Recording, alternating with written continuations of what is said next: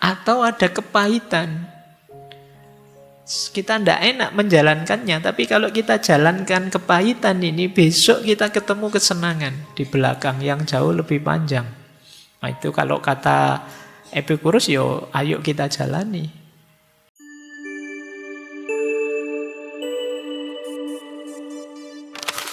Assalamualaikum warahmatullahi wabarakatuh. Malam ini kita awali dari Yunani. Tokoh yang mungkin beberapa 2 atau 3 kali pernah kita bahas. Malam hari ini kita fokuskan ke bagian tertentu dari pikiran beliau. Khususnya yang berhubungan dengan kesenangan dan ketenangan. Kita mulai. Jadi dasar pikirannya Epikurus tentang ketenangan hidup itu adalah 2 keadaan utama. Yang satu namanya aponia, yang kedua namanya ataraksia. Kita belajar dulu yang pertama. Keadaan utama yang pertama namanya aponia. Aponia itu artinya bebas dari rasa sakit. Orang hidup itu pertama-tama menghindari rasa sakit, baru kemudian mencari rasa enak, rasa nyaman. Ini dasar pertama sudah. Kalau masih ada sakitnya, tidak bisa kita tiba-tiba mencari enak. Jadi sembuhkan dulu sakitnya. Maka dalam hidup, rumus hidup paling dasar pertama itu membebaskan diri dari rasa sakit. Apa yang harus kita lakukan untuk bebas dari rasa sakit? Dan kalau di Epikurus yang dimaksud rasa sakit ini sakit fisik. Jadi makanya beliau ini agak mirip Aristoteles dalam aspek realistik materialisnya. Jadi bukan sakit-sakit yang dalam, tapi sakit fisik. Kalau jasmani kita sehat, untuk selanjutnya ngurusi batin, ngurusi apa saja lebih simpel. Tapi kalau jasmani kita sakit, susah sudah. Misalnya kita demam, panas, ngereges, pusing, puyeng, diajak diskusi meskipun tentang cinta kah, tentang ikhlas kah, tentang sudah Pak, pusing Pak, ndak bahas ikhlas dulu, ndak bahas cinta dulu, ini ngereges, pusing, ndak karu-karuan kok. Kan kamu mesti begitu. Ini yang disebut prinsip aponia. Maka awalnya tetap harus bebas dari rasa sakit.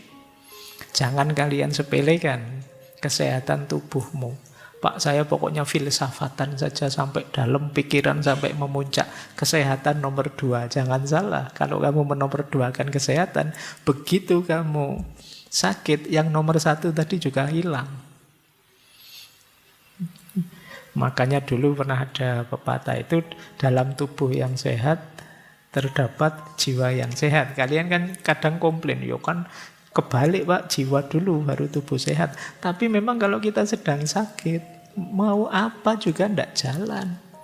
Mbok perutmu mules, meskipun kamu ketemu idolamu yang seperti siapa, apa artis apa sopo, ya tetap kamu akan menyelesaikan mulesmu dulu. Itu pentingnya aponia ini. Jadi kalau ingin hidup tenang, bahagia, dasar pertama harus kita ingat, bebas dari rasa sakit. Gimana caranya? Yang pertama, penuhi kebutuhan dasar. Ya, kebutuhan dasar primer ya, yang sering disebut orang itu misalnya makan, minum, termasuk kalau sudah waktunya seks. Ini basic. Jadi makanya kenapa kok kalian sering galau, jangan-jangan ya kalian sudah waktunya. Sudah waktunya tapi fungsinya belum jalan, itu kan membuat puyeng hidupmu, stres. Jadi bereskan itu, tapi di jalan yang baik ya, yang resmi, yang formal. Seperti kalau kalian lapar itu loh. Begitu kalian lapar, sudah apa sih yang bisa konsentrasi? Tidak bisa, mau apa-apa tidak nyaman, wong lapar. Penuhi kebutuhan dasar. Juga jangan berlebihan. Itu nomor 2. Pengendalian keinginan yang berlebihan. Kenapa? Karena kalau berlebihan, ya mungkin memenuhi, tapi ketika berlebihan jadi masalah baru. Jadi penyakit baru. Jadi kurang itu penyakit, lebih juga penyakit. Makan itu kebutuhan, penuhi makan. Kalau sudah kenyang ya sudah, berhenti. Kalau kita tambah lagi, Pak ini kan kebutuhan, kamu makan lagi, sakit tetap. Seenak-enaknya makanan ya piring pertama nyaman, piring kedua lumayan, meskipun tinggal setengah nikmatnya. Piring ketiga kamu mulai berjuang, piring keempat kamu sudah hampir muntah itu sudah. Padahal itu mungkin makanan enak yang kamu senangi. Tapi kenapa jadi masalah? Karena berlebihan. Jadi penuhi kebutuhan dasar dan jangan berlebihan. Yang ketiga, hindari hal-hal yang merusak tubuh, apapun itu. Saya beberapa kali ngaji tema ini, selalu kemudian pertanyaannya, berarti merokok tidak boleh ya Pak? Mesti gitu, pikirannya selalu ke situ. Ya terserah lah, kamu mikir sendiri, sudah besar kok. Jadi sudah ngerti mana yang baik. Pokoknya intinya, hindari hal-hal yang menurutmu merusak kesehatanmu, merusak tubuhmu. Ya sekarang teori-teori, konsep-konsep tentang kesehatan kan banyak. Jalankan sesuai yang kamu yakini. Jadi yang merusak-merusak dihindari. Apa saja itu ya, tidak hanya rokok, mungkin ya begadangnya, mungkin ya gorengannya dan lain sebagainya. Kita kan makanan pokok kita gorengan. Kalau tidak ada gorengan kita tidak enak makannya. Nah, kita sendiri yang tahu. Dan menghindari yang merusak tubuh itu berhubungan dengan menyadari keterbatasan tubuh kita. Ini rumus pokoknya di situ. Mungkin saja di antara kalian ada yang bilang, Pak, saya itu kuat, Pak. Kalau sekedar rokok saja tidak mungkinlah merusak kesehatan saya. Ya monggo saja. Kalian yang tahu limitnya, batasnya dirimu. Jadi maka ini yang tadi saya sebut, membaca ayat-ayat nafsiyah, membaca diri kita. Sejauh mana ketahanannya, sejauh mana kekuatannya. Baik, jadi ini basic ya, namanya aponia. Kalau ingin hidup tenang, ya rumus pertama sebenarnya menghindar dari rasa sakit. Berarti rumus pertama hidup tenang itu sehat. Kalau kalian tidak sehat, ya tidak mungkin tenang. Mau tenang gimana, wong pusing. Mau tenang gimana, wong mules. Mau tenang gimana, wong kita ngereges dan lain sebagainya. Kita lanjutkan. Keadaan utama kedua. Ini yang tadi kita sebut ataraksia. Kalau tadi fisik jasmani, kalau ini batin. Menarik kalau teman-teman mencermati, baik dalam stoikisme maupun epikureanisme ada istilah ataraksia.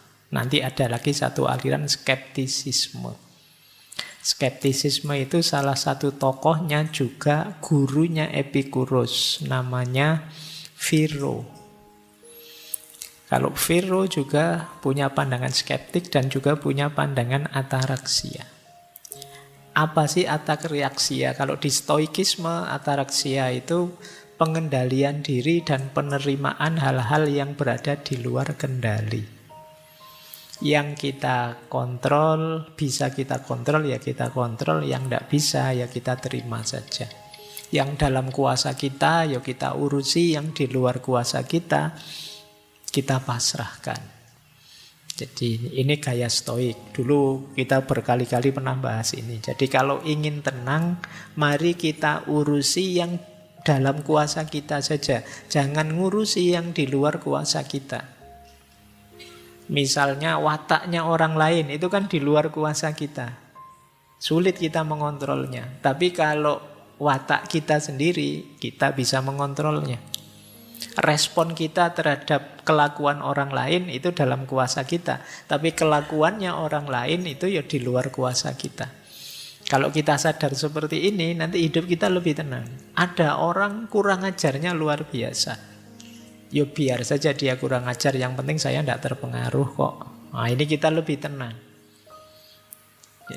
Ini pernah kita jelaskan dulu di banyak sesi tentang stoikisme. Kemudian yang kedua ada skeptisisme. Skeptisisme itu dari Viro dan kawan-kawan, ataraksia untuk kita bisa tenang adalah jangan menilai hal-hal yang tidak pasti. Jadi menilai hal-hal yang tidak pasti itu kan kita sering, tiap hari pekerjaan kita itu kan menilai. Segala yang berhubungan dengan manusia, dengan humaniora itu sebenarnya banyak yang tidak pasti. Kalau kita pastikan, biasanya nanti kita gelisah. Jadi misalnya, ini boleh enggak? Ya biasanya jawabannya ini bisa boleh, bisa tidak. Segala yang tentang manusia itu secara umum memang vonisnya adalah tergantung. Tidak ada yang pasti. Uang banyak, bahagia enggak? Tergantung. Tidak mesti juga. Lebih bahagia kalau uangnya sangat banyak. Tidak, ya banyak orang yang uangnya sangat banyak malah masalahnya berkali lipat daripada kita yang tidak punya uang. Jadi kalau kita yang tidak punya uang kan simple, kita tidak mikir macam-macam. Yang kita pikirkan cuma satu, gimana caranya punya uang. Kalau yang uangnya banyak mikirnya neko-neko itu kan mau dipakai ini, tidak cocok dipakai itu, tambah panjang pikirannya. Jadi tidak mesti juga. Punya pasangan cakep, bahagia enggak? Tergantung juga. Ya kadang-kadang malah lebih bahagia pasangan yang enggak terlalu cakep. Pasangan cakep tiap hari kamu mikir, galau. Ini jangan-jangan tak tinggal ngaji di luar digodain orang. Jangan-jangan kamu cepet tua. Karena khawatir terus. Coba pacarmu biasa-biasa saja, cenderung jelek, kamu santai. Enggak. Kamu tidak khawatir digoda orang. Alah Pak, tenang saja, aman. Tidak mungkin ada yang mau goda. Nah, itu kan tidak terbayang oleh kita. Itu kata Viro, banyak yang tergantung kok. Jadi teman-teman yang jurusan kuliahnya humaniora, kalau pas ujian kok tidak bisa jawab saja tergantung. Itu kan bisa tergantung. Kalau begini mesti bagus nggak? Tergantung Pak, orangnya sehat apa enggak. Kalau orangnya enggak sehat ya enggak. Oh, ada gantungannya banyak. Jadi itu kata Viro, kayak seperti kalau kita paham rumus ini kita tenang. Kita tidak mudah kaget, kita tidak mudah galau. Ya memang tidak pasti hidup manusia itu. Nah ini gaya kedua. Ada gaya ketiga yang kita pelajari ini, Epikureanisme dari Epikuros dan kawan-kawan. Menghindari sakit dan menikmati hidup secara sederhana. Jadi ataraksianya Epikureanisme itu batin tenang, bebas dari kecemasan dan hidup damai. Syaratnya 4. Ataraksianya Epikureanisme itu, yang pertama tadi sudah disebut ya, sederhana dan jangan berlebihan. Nanti ada uraiannya di belakang. Yang kedua, punya sahabat, teman untuk berbagi, saling mendukung, saling menasehati dan lain sebagainya. Ini hidup kita akan lebih stabil. Ketika kita sadar apapun yang terjadi dengan diriku, ada teman yang menemaniku, mensupportku. Ini hidup lebih tenang. Kemudian rasional. Jadi hidup lebih rasional itu menenangkan. Nanti sampai ke belakang kita menjelaskan ini nanti. Kemudian hidup yang alamiah. Nanti beliau mengkritik keras orang yang cemas dengan kematian. Kematian itu alamiah saja, ngapain kita takut mati? Orang yang takut mati itu ndak pinter, kata Epikuros. Karena kenapa? Loh, waktu kita mati itu kan kita ndak sadar. Kalau kita ndak sadar, ya kita takut apa? Sesuatu yang tidak bisa kita sadari.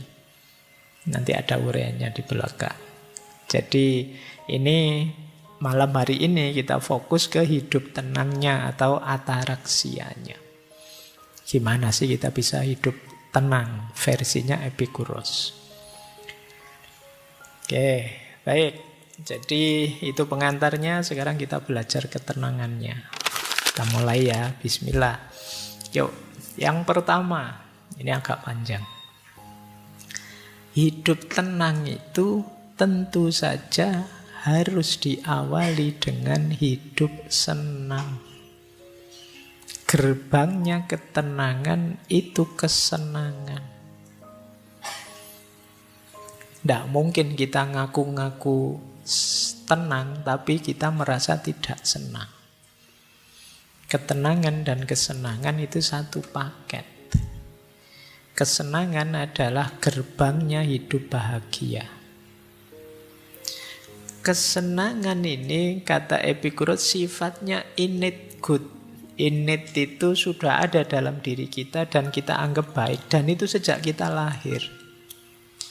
Pikiran mungkin belum optimal waktu kita baru lahir, tapi senang dan tidak senang, nyaman dan tidak nyaman sudah ada. Bayi itu kalau tidak nyaman ya nangis dia. Itu kan berarti ada kesenangan. Ada yang dia sudah mulai paham. Ini senang, itu tidak senang. Kalau dia tidak senang ya nangis. Itu kenapa disebut innate good. Kita tidak perlu belajar senang itu bagaimana, tidak senang itu bagaimana. Itu fitrah sudah kita tahu. Sudah ada dalam diri kita. Makanya kan tidak ada kalian sebentar Pak saya tak belajar dulu caranya senang bagaimana. Kan tidak, kita otomatis sudah tahu. Begitu senang ya rasa senang itu muncul dalam diri kita. Nah, cuma kesenangan itu tetap harus kita renungi, kita pelajari. Kenapa? Karena tidak semua kesenangan harus dipenuhi. Ada kalimat dari Epikuros, kesenangan yang menyebabkan rasa sakit atau kesulitan harus dihindari. Sebaliknya kadang-kadang rasa sakit atau kesulitan tapi bisa melahirkan kesenangan harus kita jalani.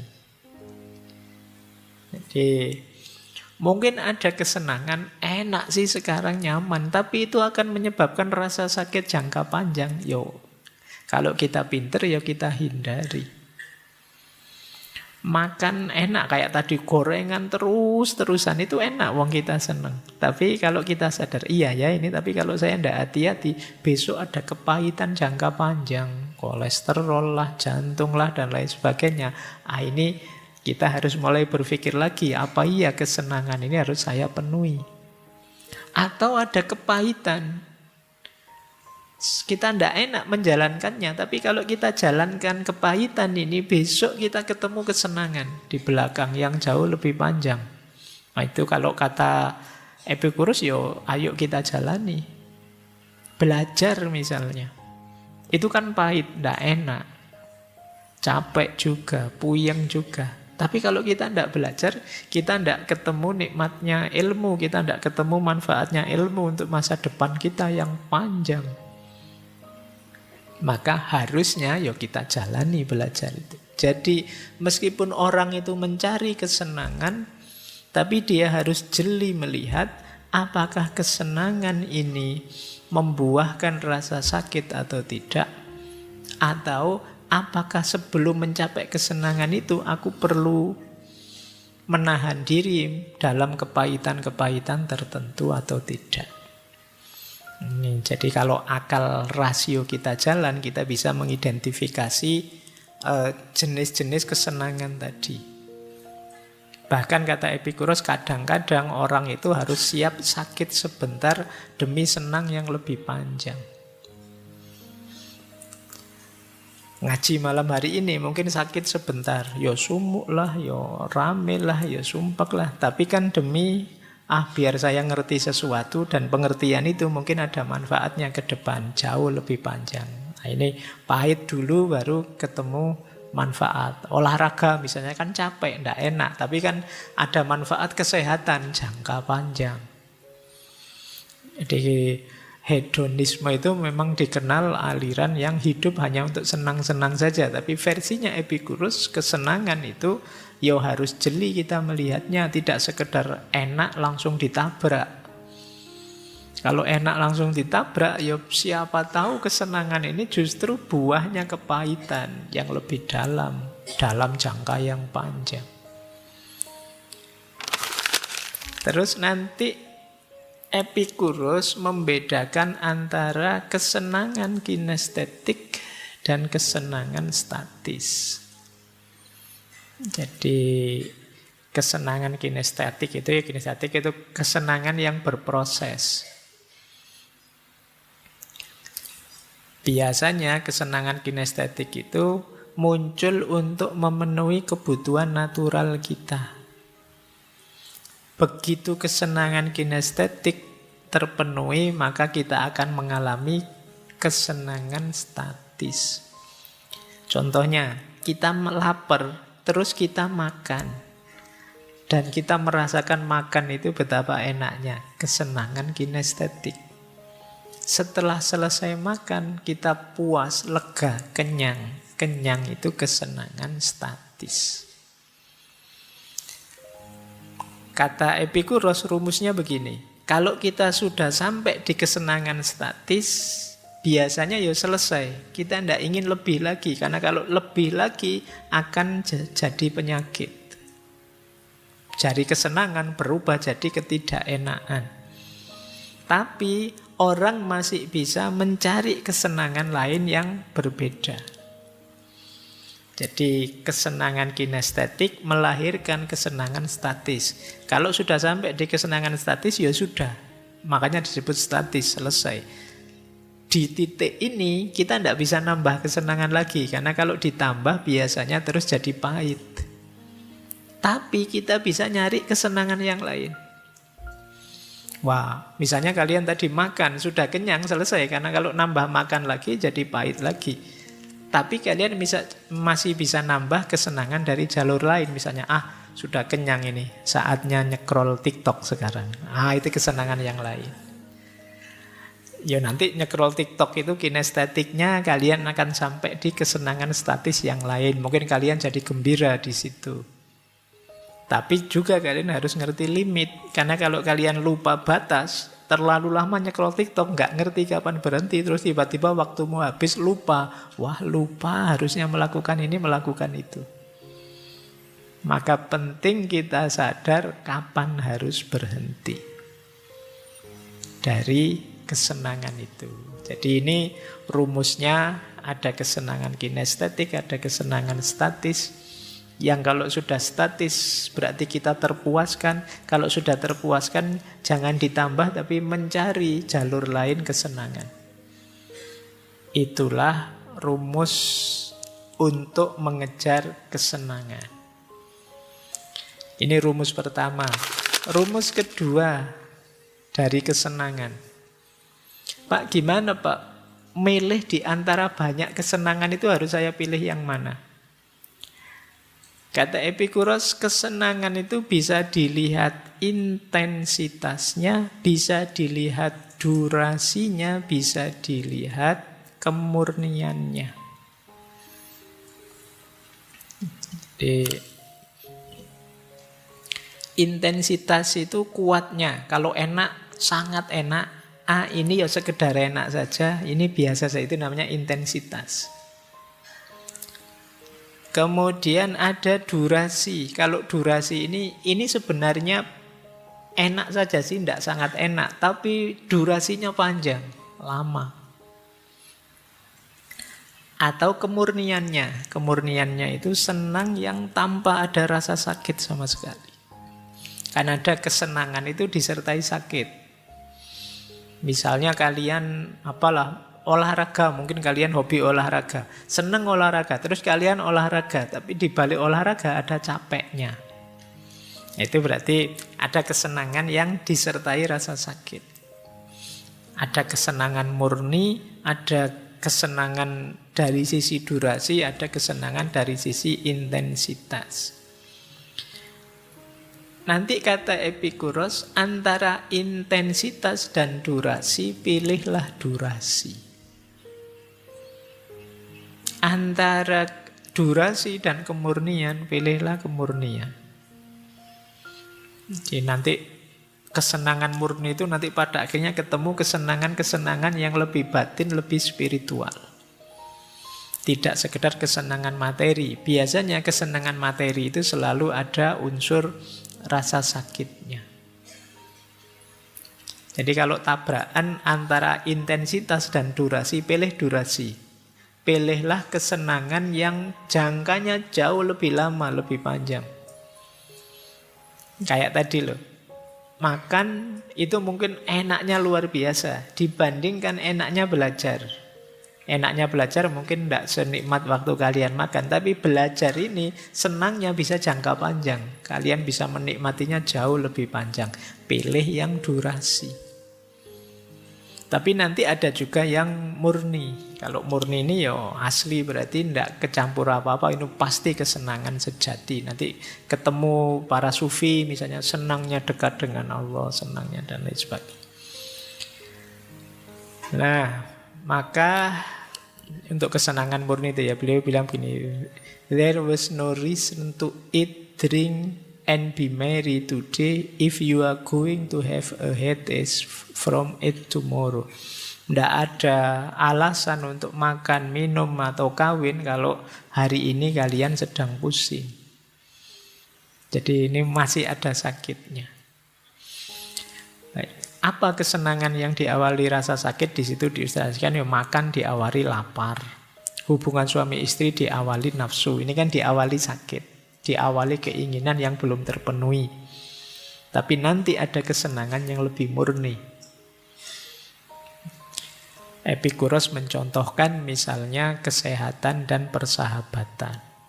Persahabatan itu lebih murni, tidak ada sakitnya. Baik, jadi ini rumus kedua. Jadi boleh kalian mengejar kesenangan, tapi kesenangan yang lebih rasional. Apakah itu karena intensitas, durasi, atau kemurniannya? Kalau kalian berhadapan dengan satu kesenangan, coba diukur 3 aspek ini. Intensitasnya, durasinya, kemurniannya. Kalau bisa 3-tiganya, alhamdulillah. Tapi kalau tidak bisa, pilih kemurniannya. Itu standar paling pokok. Apalagi kemudian ya murni, ya durasinya lama, ya rasanya sangat kuat. Itu tidak usah ragu-ragu, diambil saja.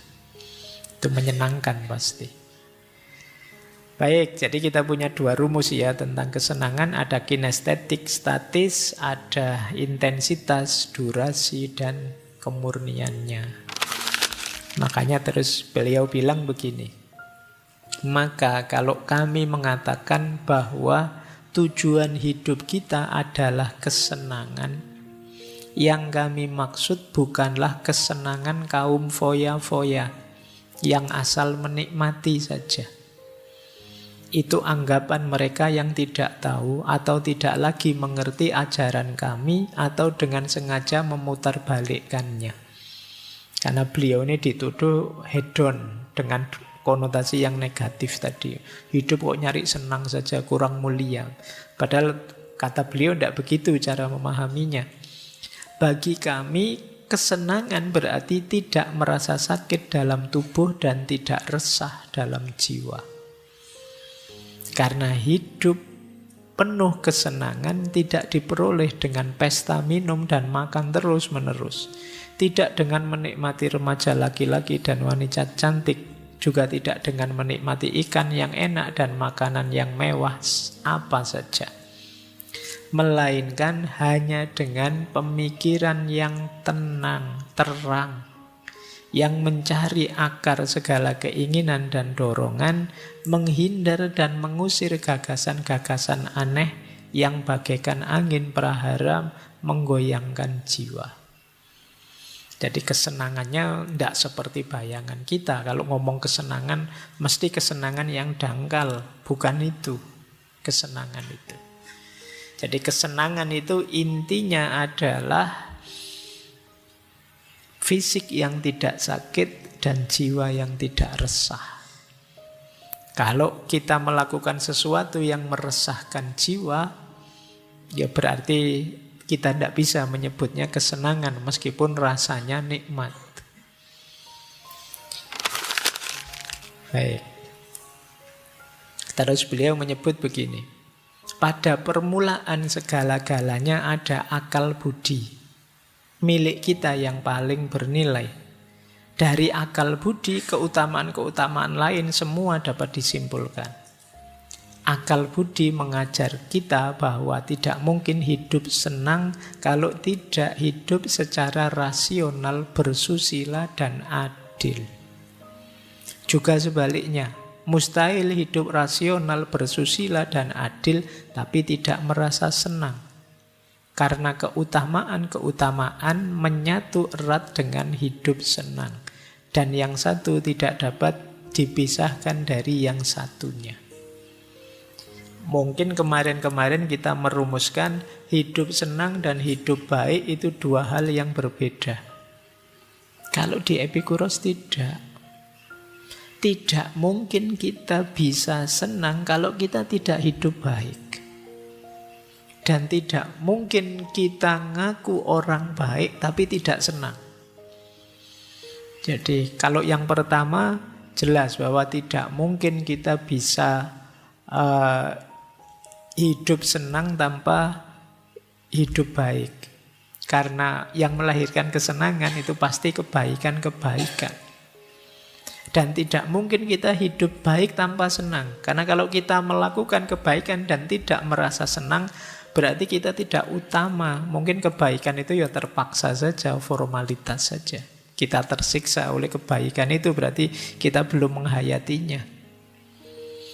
Jadi orang baik pasti bahagia. Dan orang bahagia pasti baik. Kalau tidak, ada yang salah dalam rumusannya. Jadi ini menurut Epikuros ya. Maka orang yang nganggap hidup hedon itu pasti negatif. Nah, ada pembandingnya. Ternyata pikiran-pikirannya Epikuros yang disebut akarnya hedonisme tidak begitu. Hedonisme jadi lebih artifisial, negatif nanti di hedonisme yang modern. Yang dulu pernah kita bahas. Baik ya, jadi rumus pertama orang bahagia, hidup tenang adalah hidup senang. Untuk tenang kita harus senang. Tidak mungkin kita bisa tenang tanpa senang. Lanjut. Rumus kedua. Untuk mewujudkan keinginan hidup adalah mengendalikan keinginan. Ini yang berat ya. Kadang-kadang keinginan itu ya muncul karena pengaruh sekeliling kita. Maka penting kita hidup reflektif, memikirkan apa saja keinginan kita, kemudian merenunginya. Kata Epikuros, ada 3 jenis keinginan. Yang pertama, natural necessary. Natural itu alami dan necessary, niscaya, dia harus kita penuhi. Ada yang kedua, natural tapi unnecessary. Natural, alami tapi tidak niscaya, tidak penting. Yang nomor 3, unnatural, tidak alami. Nah, nanti setelah ini teman-teman boleh bikin list daftar. Saya itu ingin apa sih, tulisan ya. 1 apa, 2 apa dalam hidup ini. Tulis saja semua. Jelek juga enggak apa-apa, saru juga enggak apa-apa. Wong yo keinginanmu kan. Coba tulisan itu untuk membersihkan pikiran juga, menjernihkan pikiran kita juga. Tulis semua keinginanmu, terus bikin klaster 3 ini. Ini keinginan yang natural, necessary. Ini yang natural tapi unnecessary. Dan yang ketiga unnatural. Natural necessary itu keinginan alami yang harus kita penuhi agar hidup bahagia, hidup senang. Ya Mungkin kita sebut saja sandang, pangan, papan, ini kebutuhan primer.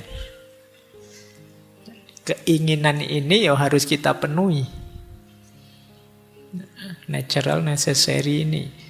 Tapi ada yang nomor 2, natural, unnecessary. Keinginan alami tapi tidak harus dipenuhi. Tidak wajib. Kalau yang pertama tadi wajib. Yang kedua tidak wajib. Misalnya tadi ingin makan. Nah, sekarang kita ingin makan yang sangat enak atau makan yang mahal. Makan di warung langganan saya biasanya. Ini ada jenis unnecessary. Tidak harus begitu juga tidak apa-apa sih. Baju, terus ingin baju keren, baju mode dan lain sebagainya. Ingin HP untuk komunikasi, tapi kita ingin yang merek ini, bukan HP yang itu sudah unnecessary. Keinginannya alamiah, tapi tidak harus dipenuhi. Ada lagi yang tidak natural. Nah, kalau di Epikuros ya contohnya ingin berkuasa itu ternyata tidak natural bagi Yesus. Berarti kalian yang punya cita-cita nyalonan ini, nyalon itu sebenarnya unnatural. Tidak natural. Yang kedua ingin terkenal. Termasuk beliau mencontohkan ada koleksi emas ini kadang-kadang ya ngapain dikoleksi sampai segitunya. Tidak natural. Jadi ada natural dan harus, ada natural tapi tidak harus, ada yang tidak natural. Gimana Pak cara menyikapi 3 ini? Caranya begini. Yang pertama, kata Epikuros, abaikan keinginan ketiga, fokus dulu pada keinginan pertama.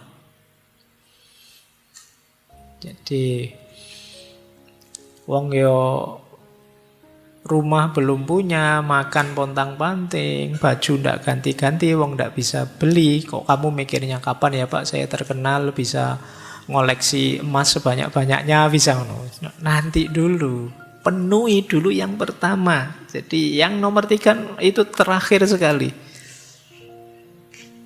Nah, kalau yang kedua, boleh memenuhi keinginan kedua asal tidak menyebabkan rasa sakit atau tidak nyaman yang akut. Misalnya kalian ingin makan enak ini, makan kan primer ya.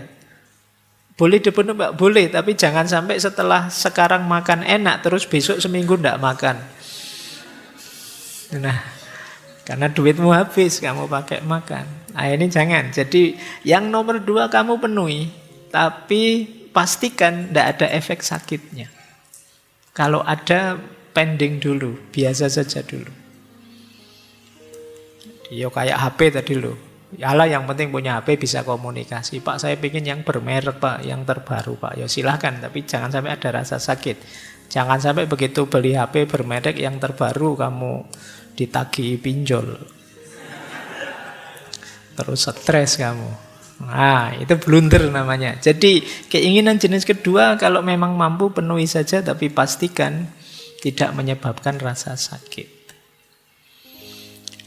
Keinginan ketiga, kenapa tadi keinginan itu harus kita taruh di terakhir? Karena keinginan ketiga itu cirinya biasanya dalam jangka waktu lama akan muncul masalah. Apakah itu kecewa, tidak puas, tidak nyaman, atau kesehatan. Jadi ya kayak tadi loh Pak, terkenal itu kan enak Pak. Enggak, nanti ada efek tidak nyamannya pasti. Koleksi emas apa yang luar biasa itu jangan-jangan ada mungkin ketidakpuasan, mungkin kekecewaan atau kesehatan terganggu. Kalau yang tidak alamiah ini harus dipertimbangkan benar kalau mau kalian jadi target keinginan. Karena keinginan itu jadi faktor utama kita bisa tenang atau tidak. Orang kalau keinginannya tidak realistis, terlalu tinggi, tidak terkendali, ini sumber kegelisahanmu.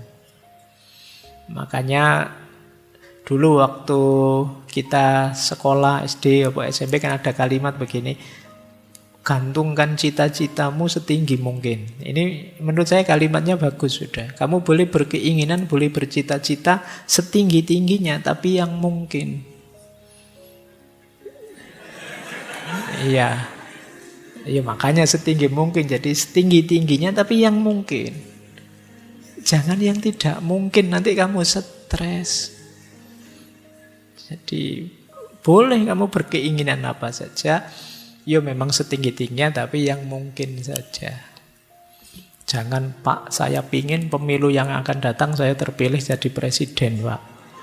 Lah kamu sekarang usia berapa? Yo, saya 23, Pak, tapi yo saya kuliah S1 sudah hampir 7 tahun ini sih, Pak, ndak lulus-lulus misalnya. Ya mbok yang realistis saja, menyelesaikan kuliah belum nyampe kok kamu sudah ingin jadi presiden yang akan datang. Ini sumber kamu stres. Jadi itu yang dimaksud ya. Jadi kendalikan keinginanmu dengan rumus tadi. Setelah kalian kategorikan, oh ini natural, necessary, ini natural, unnecessary, ini unnatural. Baru kamu terus bergerak. Dan kata Epikuros, setiap keinginan yang akan kita wujudkan harus kita pahami untuk konteks hidup kita secara utuh. Karena hati-hati kadang-kadang nikmat di sini, tapi efeknya negatif, menyakitkan sekali untuk sisi hidup kita yang lain. Jadi mungkin kalian punya hobi apa, terus kalian penuhi sesenang-senang kalian, tidak ngerti batasnya. Kalian lupa bahwa ada sisi hidupmu yang lain. Mungkin terdampak kesenanganmu tadi, akhirnya dia terbengkalai dan kamu ketemu sakitnya berkepanjangan. Misalnya kalian hobi musik, jadi tiap malam kalian main gitar, tiap malam itu. Lupa bahwa kalian masih mahasiswa, perlu belajar. Terlalu asik gitaran, nyanyi, tapi ya terus kuliahmu terbengkalai. Jadi bukan tidak boleh, tapi kamu harus cermat menghitung keutuhan hidupmu.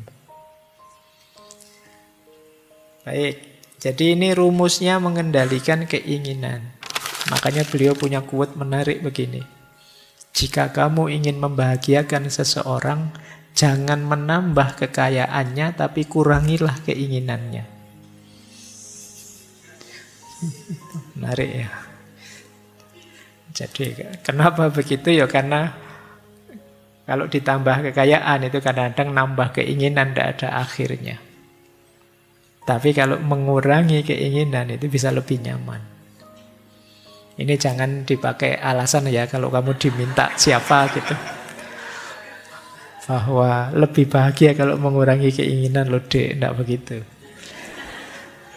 Jadi ini rumus maksudnya untuk kita sadari bahwa dalam hidup ini keinginan yang lebih sedikit itu lebih memudahkan kita untuk hidup tenang, bahagia, tidak kecewa. Tapi semakin banyak keinginan, apalagi keinginan yang kurang realistis, semakin membuat kita ruwet.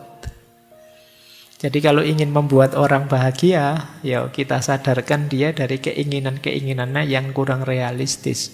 Bukan dengan kita beri kekayaan. Jadi jika kamu ingin membahagiakan seseorang, jangan hanya menambahkan kekayaannya, tapi kurangi keinginannya. Baik, ya ini bisa kalian renungi lagi konteksnya ya, quote ini. Ada lagi quote seperti ini yang berhubungan dengan keinginan. Kata Epikuros, jangan merusak apa yang kamu miliki dengan menginginkan apa yang tidak kamu miliki. Ingatlah bahwa apa yang kamu miliki sekarang dulunya merupakan salah satu dari apa yang kamu inginkan. Ini quote-nya cocok untuk yang senang selingkuh. Iya. Ya kan, itu kayak kata orang Jawa, biyen ketok opo, saiki ketok opo. Kita kadang-kadang tidak mensyukuri yang kita miliki, tapi menggelisai apa yang tidak kita miliki. Akhirnya apa? Kita tidak bersyukur. Kita merasa kurang saja, kita merasa tidak punya saja. Padahal ada banyak sudah kita miliki, tapi kita lupakan. Ini yang menurut Epikuros, jangan merusak apa yang kamu miliki dengan menginginkan apa yang tidak kamu miliki. Pak, apa tidak boleh, Pak? Berkeinginan boleh, cuma jangan dengan cara merusak yang sudah kamu miliki. Yang sudah kamu miliki jadi tanggung jawabmu untuk merawatnya, untuk menyayanginya. Karena dulu kan kamu menginginkan itu, sampai sekarang kamu miliki. Mentang-mentang ada HP tipe baru, terus HP lama kamu sakiti hatinya. Kamu cuekin kamu ini. Enggak boleh begitu. Jadi ini bagian dari pengendalian keinginan tadi loh. Kadang-kadang kita itu wong sudah punya kok masih ingin yang baru, padahal yang lama juga masih bisa.